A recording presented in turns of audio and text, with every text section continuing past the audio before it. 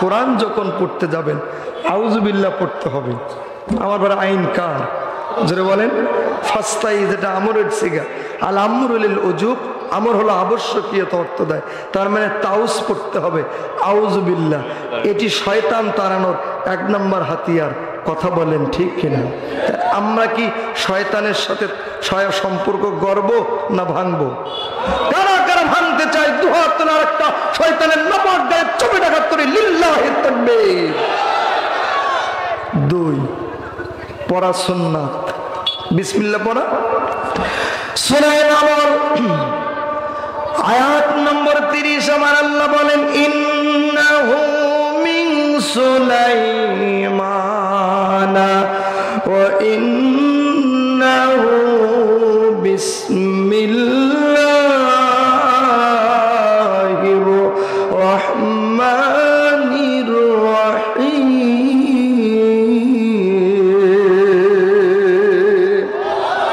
আর আস্তে করে আল্লাহু আকবার।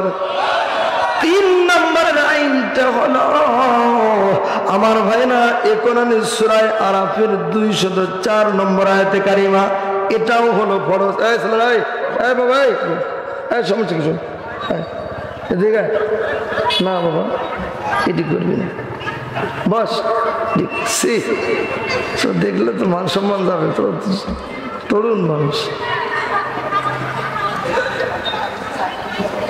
আয়াত নম্বর 204 ওয়া ইযা কুরিআল কুরআনু ফাসতামিউ লাহু ওয়া আনসিতু লাআল্লাকুম তুরহামুন।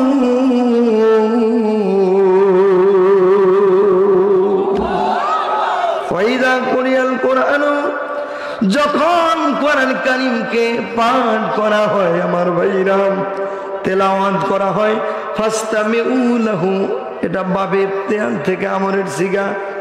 এ ভাইরা ফাসতামিউ লাহু ওয়ানসিতু, গভীর মনোযোগ দিয়ে হৃদয়ের কান দিয়ে কথাগুলো শুনতে হবে।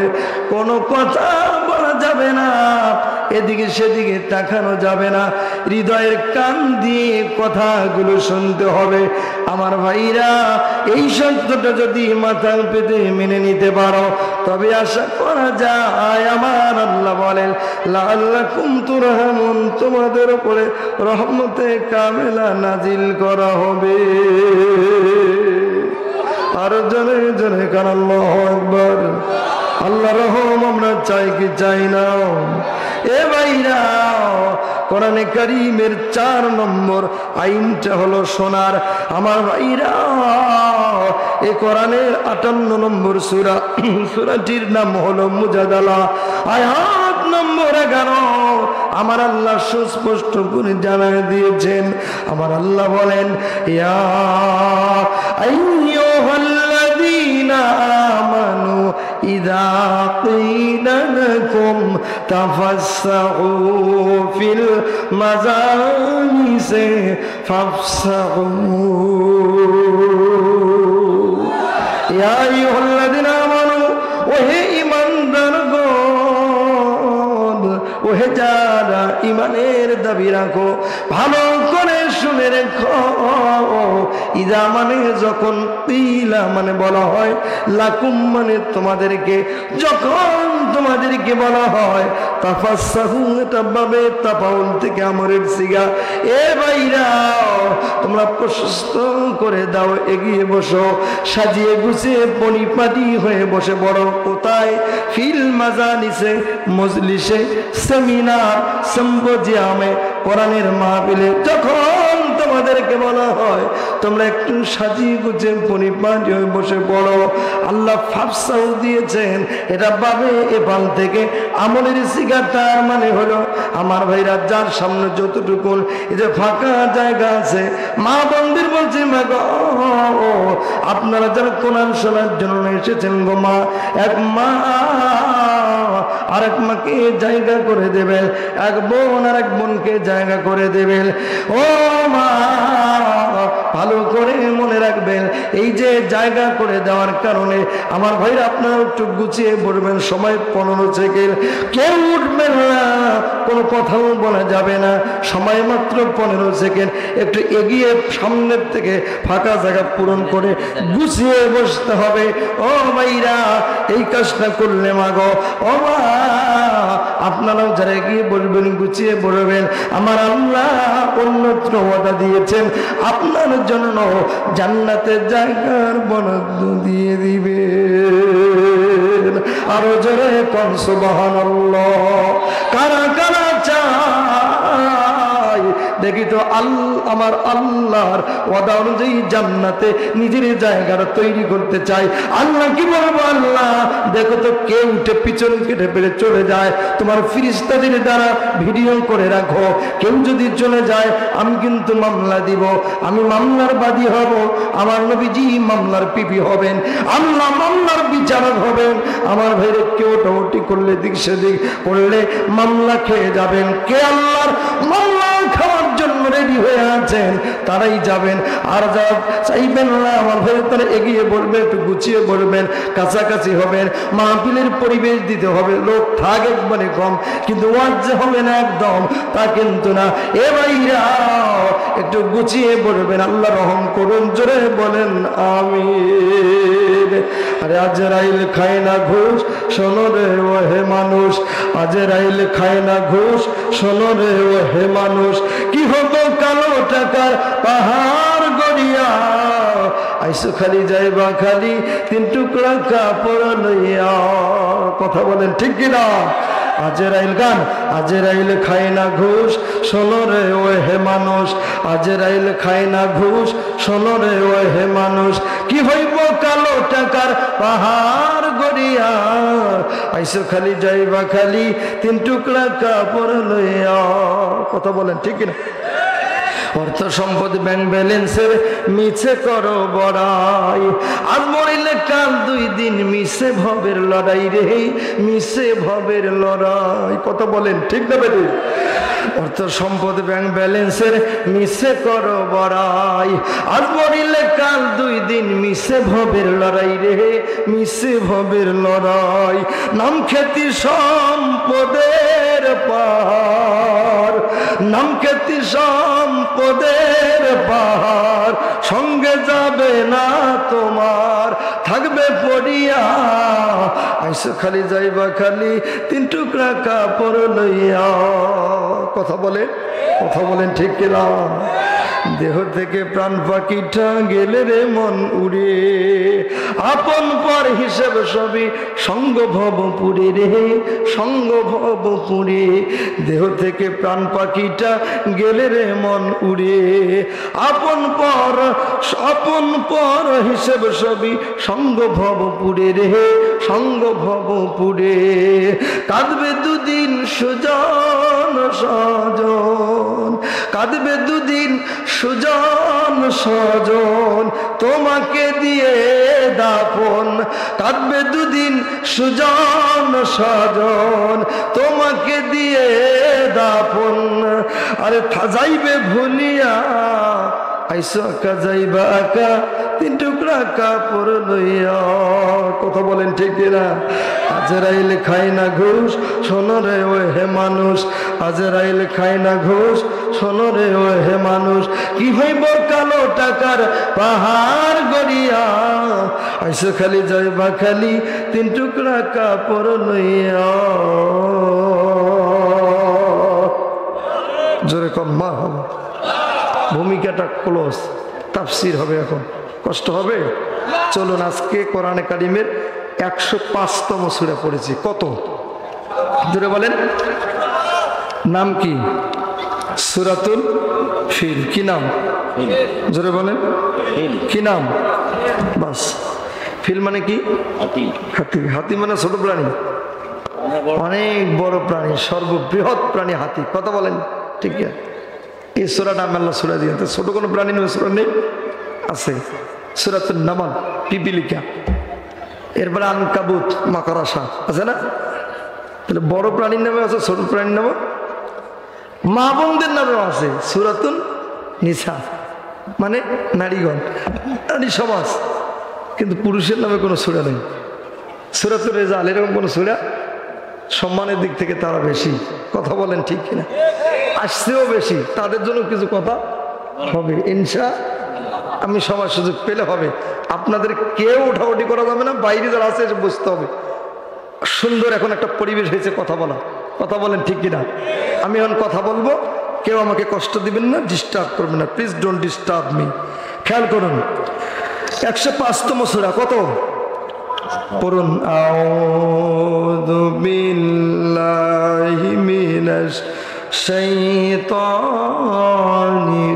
রাজিম, বিসমিল্লাহির রহমানির রহিম।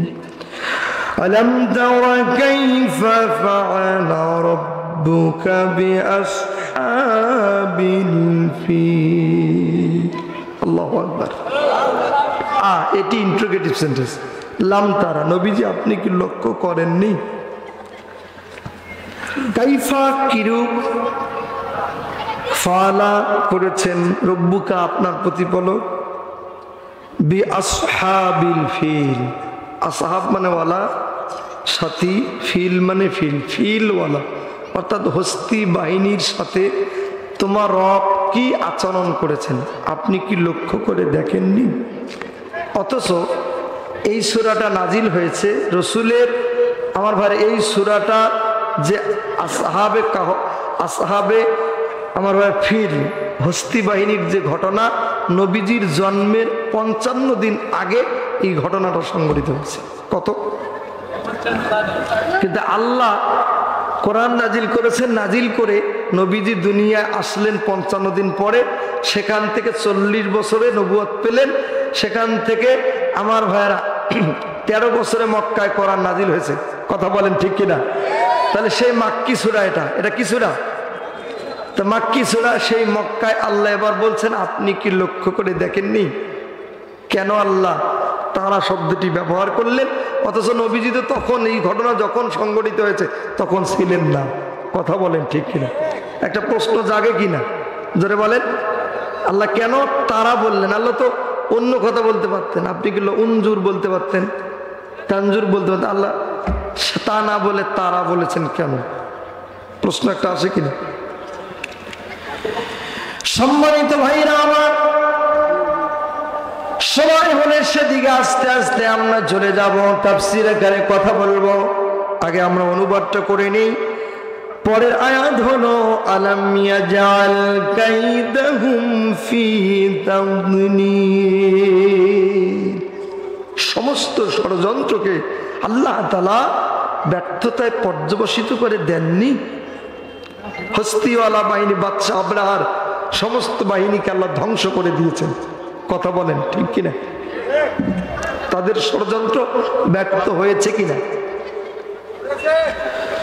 পরে খেয়াল করুন, ওয়ারসালা আলাইহিম তায়রান আবাবিল। আল্লাহু আকবার। তিনি পাঠিয়েছেন তাদের উপরে ঝাঁকে ঝাঁকে পাখি। আবাবিল কোনো পাখির নাম না। আবাবিল শব্দটা স্বভাবতেই এটি জমা, বহু বচন, মানে ঝাঁকে ঝাঁকে। তয়র মানে পাখি। সম্মানিত ভাই আমার, আল্লাহ পাক বলছেন পরের আয়াতে, তারমিহিম বিহিজারাতিন মিন সিজ্জিল। আল্লাহ যে পাখি পাঠিয়েছিলেন সেই পাখির 2 ডানায় 2টা, মুখে একটা, 3টা কঙ্কর ছিল। একটা পাখির কয়টা কঙ্কর? 3টা। এটি ছিল পারমাণবিক অ্যাটম বোমা। এটা যেদিকে ঢোকে আমার অল্প করে ঢোকে, আর বের হয়ে যায় যেদিকে, ওটিকে পুরো একটা গর্ত করে বের হয়ে যায়। এই হলো আমার ভাইরা এই আয়াতের সেই বক্তব্য। তারমিহিম, আল্লাহ তাআলা নিক্ষেপ করেছে তার বিহিজারাতিন মিন সিজ্জিল, পাকা কঙ্কর। আমার ভাইরা মাটির, এখানে অনেক তাফসীর আছে। মাটির ঢিলা বা কঙ্কর, যেটা পাখির মুখে ছিল, ক্ষুদ্র প্রকৃতির সেই কঙ্কর আল্লাহ মেরেছেন। অথবা জালা তিনি করেছেন হুম তাদেরকে, কাসফিম মাকুল। আল্লাহ যে তাদের উপরে কঙ্কর নিক্ষেপ করেছেন ওই হস্তি বাহিনীর ওপর, যেন সেটা ভক্ষিত তৃণ সদৃশ। গরুকে আপনারা খাবার দিন, সারাটা রাত ধরে খড়কুটো যা খায়, খাওয়ার পরে পাকস্থলিতে গেলে ওটা কি হয়? ভুসি। আরবিতে এটাকে বলে মাকুল, ভক্ষিত। তৃণ সদৃশ ভক্ষিত যে ভুসি, এর মতো হয়ে গেল। এখন আসুন আমরা ঐতিহাসিক একটি ঘটনা, সেটি হলো 1 মিনিটে বলি। আমাদের কাবা ধ্বংস করতে এসেছিল বাদশা আবরাহা। কথা বলেন ঠিক কিনা? আল্লাহ তাআলা তার সেই ঘটনা এখানে বর্ণনা করেছেন।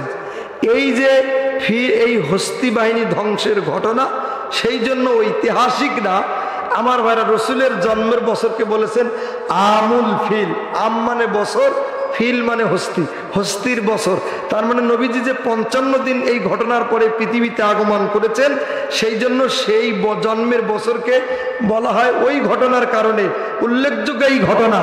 আমার ভাই এই জন্য বলা হয় আমুল ফিলে রসুলের আগমন হয়েছে। কথা বলেন ঠিক কিনা? 570 খ্রিস্টাব্দে রসুল আগমন করেছেন আমুল ফিল। ইতিহাসে যা বলা হয়েছে হস্তির বছর এ রসুলের জন্ম। কথা বলেন। সম্মানিত ভাইরা আমার, কোরআনে কারিমের সূরাগুলো 2 ভাগে ডিভাইডেড করা হয়েছে। আমার ভাইরা, 2 ভাগে যে সূরাগুলো ডিভাইডেড করা হয়েছে, এগুলো হলো মাক্কি, অপরগুলো হলো মাদানী। নবীজির হিজরতের পূর্বে যে সূরাগুলো নাজিল হয়েছে এটা হলো মাক্কি। কথা বলেন ঠিক কিনা? আর আমরা জানি ভাইরা আমার, হিজরতের পরে যা নাজিল হয়েছে সেটাই মাদানী। এরকম জানি না, না না, মক্কায় যা নাজিল হয়েছে এটা মাক্কি, এটা আমরা বলে থাকি। নবীজির হিজরতের পরে হোক সেটা মক্কায় অথবা মদিনায়, আমার ভাইরা যে সূরাগুলোই নাজিল হয়েছে ওই সূরাগুলোই হলো মাদানী। সুবহানাল্লাহ বলেন। এ ভাইরা, তাহলে এই সূরাটা নাজিল হয়েছে মক্কায়। টোটাল 22 বছর 5 মাস 14 দিন ধরে কোরআন নাজিল হয়েছে। 13টা বছর নবীজি মক্কায় থাকলেন। কখন এই সূরাটা নাজিল হলো? নির্যাতনের স্টিম রোলার আমার ভাইরা যখন চলতে থাকলো, আবু জাহল, আবু লাহাব, উতবা সাহেব, ওয়ালিদ বিন মুগিরা, তারা একের পর এক ষড়যন্ত্র করে আমার নবীর উপরে আমার ভাইরা ষড়যন্ত্রের যাতা বলে পিষ্ট করে নবীজিকে এক পর্যায়ে বাধ্য করলো হিজরত করতে। আমার ভাইরা, নবীজি মদিনায় হিজরত করে চলে গেলেন। মদিনায় যাওয়ার পরে এ ভাইরা, 1 জন 2 জন আমার ভাইরা, আমার নবীর সঙ্গে 117 জন মানুষ হলো হিজরত করে। আমার ভাইরা 153 জন মানুষ হিজরত করে মদিনায় চলে গেছে। মদিনার ইহুদি, খ্রিস্টান, মুশরিক, মাজুসি সব মিলে মদিনার জনগণ হলো 1117 জন। জোরে বলেন তো কতজন? 1117 জন হিজরত করেছেন নবীজির সঙ্গে। সাহাবীরা কতজন? 153 জন। কতজন? এর ভিতরে 142 জন আমার পুরুষ, আর হলো বাকিগুলো সাহাবিয়া মহিলা, 3 জন শিশু সাহাবী। আমার আরো মজার ব্যাপার হলো, হিজরত করে মদিনায় গেলেন, তাহলে যারা গেলেন এদের থেকে অন্যান্য জাতির ধর্মের লোকের সংখ্যা বেশি না কম? যারা বলেন তো বেশি না কম? কিন্তু মক্কায় যখন মানব মণ্ডলীকে আল্লাহ রাব্বুল আলামিনের ডাকবার প্রয়োজন হলো, তখন তিনি ডাক দিলেন, ইয়া আইয়ুহান নাস, ওহে মানুষ সকল। আমার খুব খেয়াল করে শুনুন, ওহে মানুষ সকল। মদিনায় যখন নবীজি চলে গেলেন, ইহুদি খ্রিস্টানদের সংখ্যা বেশি, তারপরও আল্লাহ ডাকছেন কি?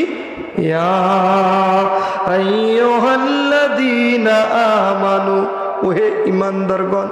এখন একটা প্রশ্ন জাগে, মক্কায় নবীজির সঙ্গে আবু বকর, ওমর, ওসমান, আলী, খাব্বাব, খুবাইব, বেলাল, আমির হামজার মতো সাহাবীরা ছিল কি ছিল না? যারা বলেন। কিন্তু মক্কায় আল্লাহ ইয়া আইয়ুহাল্লাযীনা আমানু, হে ঈমানদার বলে ডাক দেয় না। কিন্তু মদিনায় নবীজি চলে গেলেন, যাওয়ার পরেই আল্লাহ ডাক দিচ্ছেন, ইয়া আইয়ুহাল্লাযীনা আমানু, ও হে ঈমানদারগণ। আমার ভাইরা, কারণটা কি? What is cause? কি কারণে আল্লাহ ঈমানদার বলে মক্কায় ডাকলেন না, মদিনায় ডাকলেন? জানার প্রয়োজন, জোরে বলেন আছে না? এ ভাইরা, একটি কারণ, সেটি হলো নবীজি মদিনায় চলে গেছেন। যাওয়ার পরে আমার মদিনাকে একটি নগর কেন্দ্রিক রাষ্ট্র বানিয়েছেন। ওদিকে মদিনার ইহুদি, খ্রিস্টান, নাস্তিক, মুরতাদেরা সবাই তারা আহলান সাহলান বলে আমার নবীজিকে রিসিপশন করেছিল। আমার ভাইরা রিসিভ করেছিল আর বলেছিল, মোহাম্মদ, মোহাম্মদ বিন আব্দুল্লাহ, ও আব্দুল্লাহর বেটা মোহাম্মদ, অনেক কষ্ট করে আপনি আপনার জন্মভূমি ছেড়ে মদিনায় চলে এসেছেন। এই মদিনা আজ থেকে আর কারণে টিকতে চলবে না, এই মদিনা চলবে আপনার নেতৃত্বে।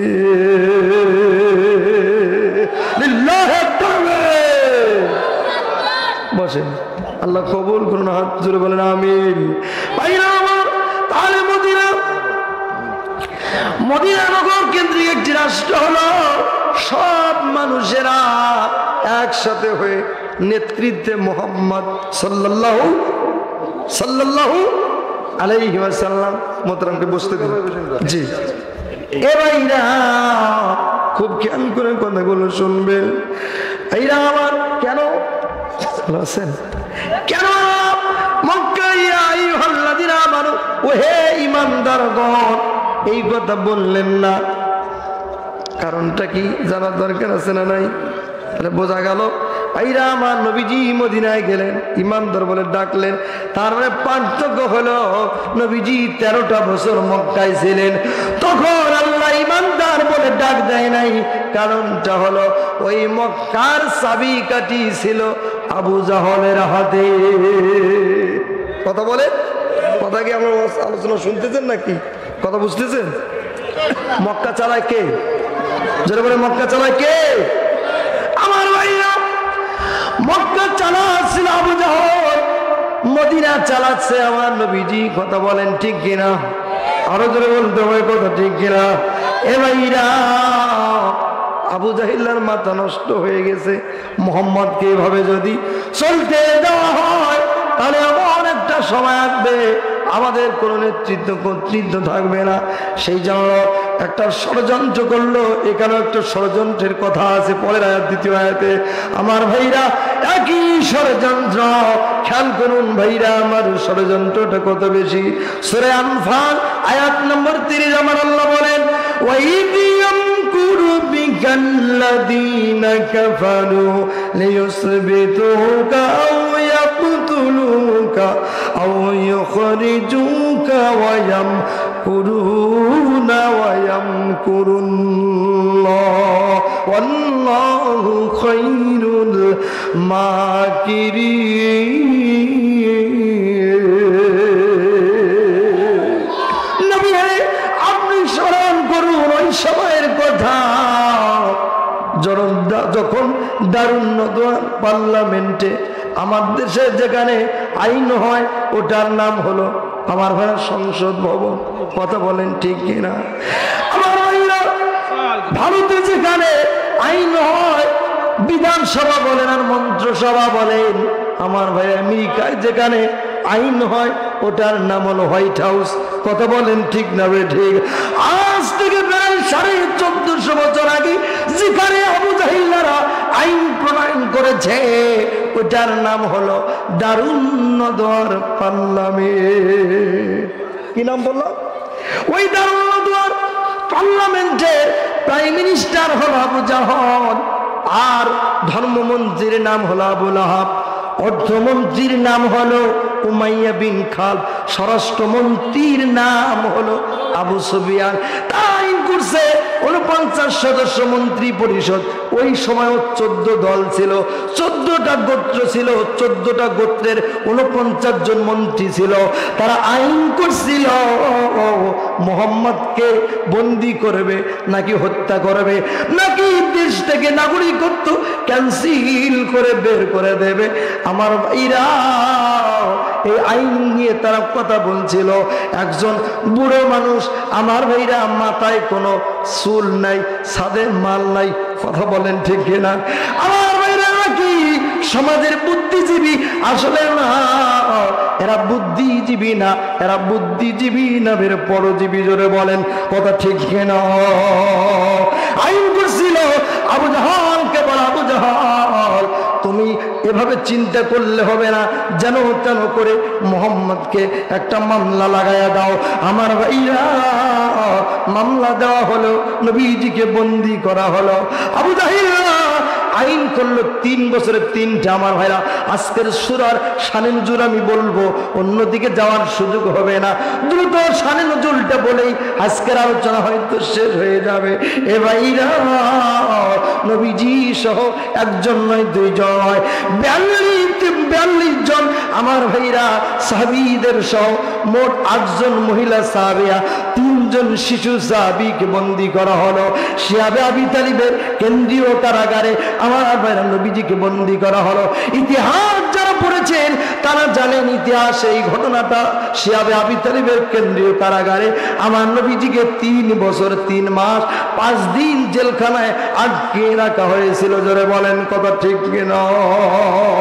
ভাইরা আমার একের পর এক ষড়যন্ত্র করে আমার দেশের আমার ভাইয়েরা, আমার জাতীয় ভাইদেরকেও বন্দী করে জেল জুলুম নির্যাতনার ফাঁসির কাস্টে ঝুলিয়েও পর্যন্ত আমার ভাইরা জুলুমবাজরা ষড়যন্ত্র করে গিয়েছে। জোরে বলেন কথা ঠিক না বেঠি? ভাইরা আমার এই অবস্থা যখন হলো, এ ভাইরা ওদিকে 3 বছরের প্রথম বছরে নবীজিকে জেলখানায় আটকে রাখা হলো।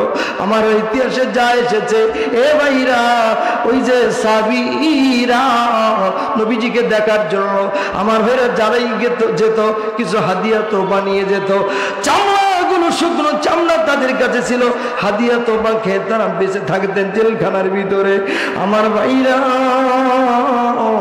এক পর্যায়ে দেখা গেল প্রথম বছর আবু জাহল আইন করলো যারাই দেখার জন্য আসবে আর মোহাম্মদকে দেখে নিরাপদে ফিরে যেতে পারবে না, আমার ভাইরা তাদেরকে অ্যারেস্ট করে বন্দি করে জেলখানায় ঢুকাতে হবে। দ্বিতীয় বছরে আইন হয়ে গেল মোহাম্মদকে এভাবে আর রেখে দেওয়া যায় না, মোহাম্মদের মুরিদ সুরিদ বেড়েই যাচ্ছে। আমার ভাইরা ওরা ষড়যন্ত্র করলো যে তাদের এভাবে আর আসতে দেওয়া যাবে না, মোহাম্মদের খানা পিনা বন্ধ করে দিতে হবে। তৃতীয় বছরে আইন হলো নবীজিকে ধুকে ধুকে আমৃত্যু কারাদণ্ড দিয়ে মারবে। এই 3টা আইন আমার ভাইরা আবু জাহল করে ফেললো। এ সোনার ভাইরা এই আইন যখন হয়ে গেল, প্রথম বছর হয়ে গেল, আমার ভাইরা যারাই দেখার জন্য আসে তাদেরকে অ্যারেস্ট করে বন্দি করে জেলখানায় ঢোকানো হয়। গোটা দুনিয়ায় আমার দৃশ্য দেখেছেন আমার ভাইরা, মানুষেরা জামিনে মুক্তি পায়, আবার তাদেরকে জেল গেট থেকে বন্দি করে জেলখানায় ঢোকানো হয়েছে কি হয় না? এটা নতুন কোনো আইন তাদের ছিল না। আমার ভাইরা আবু জাহলের দেওয়া সুন্নাত তারা বাস্তবায়ন করেছে। এ ভাইরা ওখানে সেজে না, আমার ভাইরা ফেরাউনের যে 40 বছরের নীতি তারা সেটা গ্রহণ করেছিল। ভাইরা আমার ফেরাউন টিকতে পারে নাই। আমার আল্লাহ বলেন যারা জুলুম করে এরাও টিকতে পারবে না। আমরা মনে করেছিলাম আল্লাহ সাহায্য বুঝে আসবে না, কিন্তু ভাইরা আমার আল্লাহ পাক বলছেন না না, তোমাদের আজকে বিজয় আমি আল্লাহ দিব। সূরা ইব্রাহিম আয়াত নম্বর 42 আমার আল্লাহ বলেন ওয়ালা তাহসাবান্নাল্লাহ গাফিলান আম্মা ইয়ামালুজ জালিমুন। তোমরা এই ধারণা করো না যে আল্লাহ গাফিল হয়ে গেছে। আম্মা যায়া মানু করে জালিমুন, যারা জালিম ওরা যা করে আমি আল্লাহ আমার কুদরতি হাতে নখদর্পণে তা আমি দেখে রাখি। সুবহানাল্লাহ বলে এটা কেন? ইন্নামা কেন আমি ছেড়ে দিয়েছি? শুধুমাত্র লিয়াখিরহুম, তাদেরকে ছেড়ে দিয়েছি এই কারণে, লিয়াউমিন, সেই দিনের জন্য। তার মানে লিয়াউমিনের ব্যাখ্যা, আধুনিক ব্যাখ্যা হলো গত 5 তারিখ আমার ভাইরা, ওই দিনের জন্য তাশখাসু ফীহিল আবসার, যেদিন তাদের চোখ ম্লান হয়ে যাবে। ওদের চক্ষু ম্লান হয়ে গেছে, কোনো কথা বলতে পারছে না, আমার ওরা শুধু ফেল ফেলাইয়া তাকাইয়া থাকতে হয়েছে। জোরে বলেন।